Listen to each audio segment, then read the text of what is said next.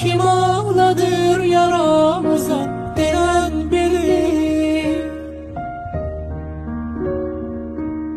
Seni ruhunu sevdim, uzaktan demeyeceğim senin bir sevgilim.